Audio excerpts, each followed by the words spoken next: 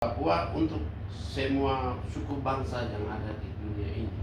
Karena orang Papua itu hatinya baik, jadi semua orang menerima. Sekarang sudah berakhir ini Otsus. Sekarang Papua punya mau, masyarakat Papua mau hari ini harus duduk bicara bersama pemerintah pusat, pemerintah daerah dengan ULMP untuk dialog. Dialog ini banyak hal, bukan kemerdekaan saja. Mengapa Aceh itu bisa selesaikan Helsinki? Lalu Papua kenapa tidak? Ini masalah pentunjukan hari ini. Harus negara harus hadir menghormati kepada orang Papua karena rambutnya keriting, kulit hitam bisa tinggal di negara ini yang minoritas. Kita ini dibunuh habis sedikit orang. Maka kami tidak mau seperti masyarakat orang asli Amerika yang India sekarang sudah jadi India. Dari Australia sekarang orang Aborigin. Kita tidak mau ke depan itu terjadi. Kalau kita tinggal di dalam NKRI yang kita cintai, maka kita selesaikan dengan damai.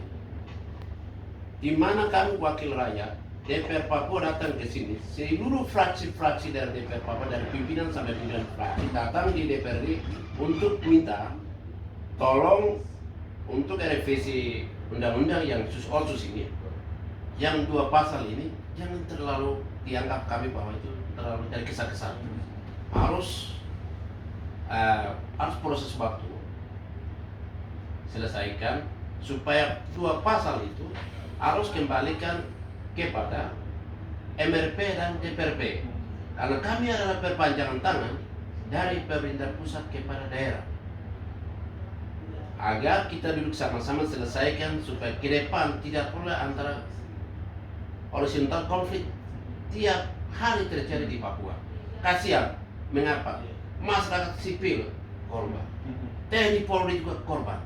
Tinggal nanti Papua ini suatu saat tinggal nama, atau bisa saja ibu janda saya terlalu banyak. Iya.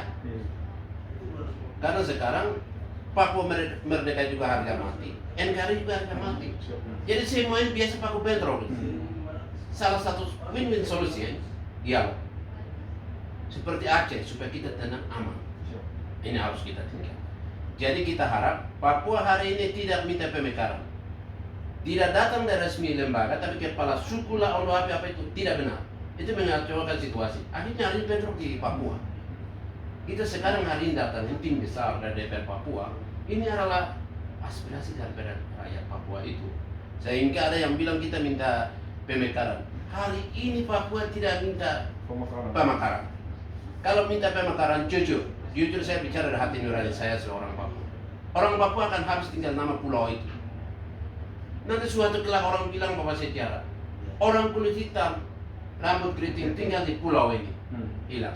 Apakah ini kita dosa? Tidak ini. Maka negara harus memilih hal ini.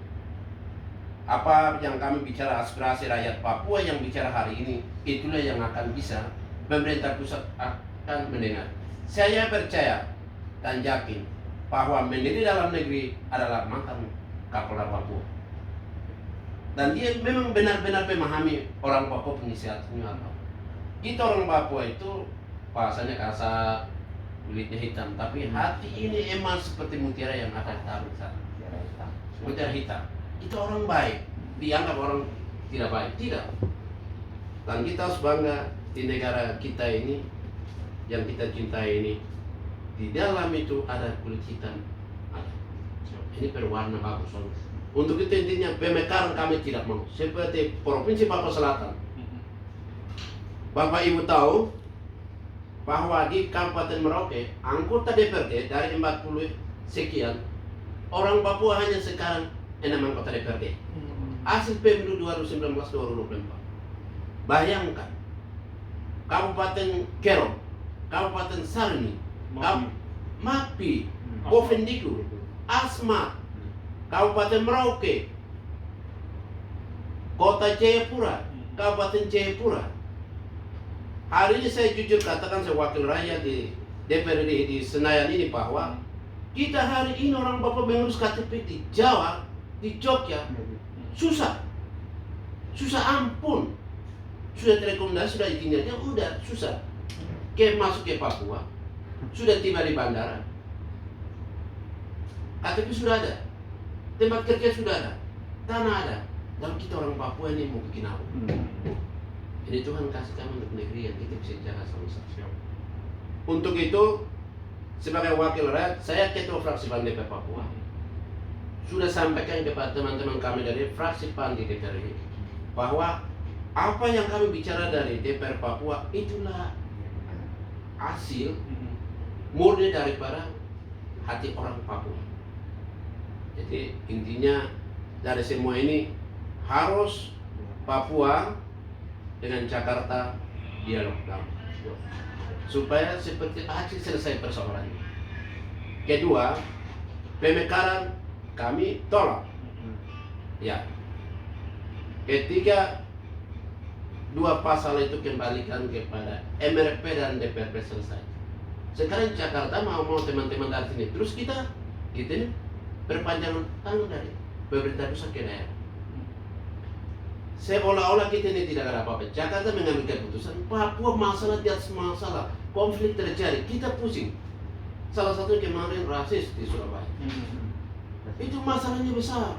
Tapi begitu kami DPR Papua turun, aman, selesaikan. Tapi kalau masuk dari luar Papua, itu kamu siapa, saya siapa ini?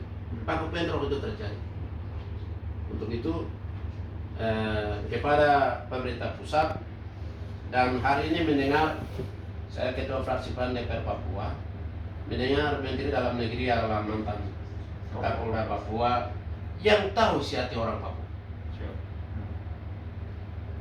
Saya harap Pak Menteri tolong dua pasal itu kembalikan kepada MRP dan DPRP supaya Papua aman, Indonesia aman.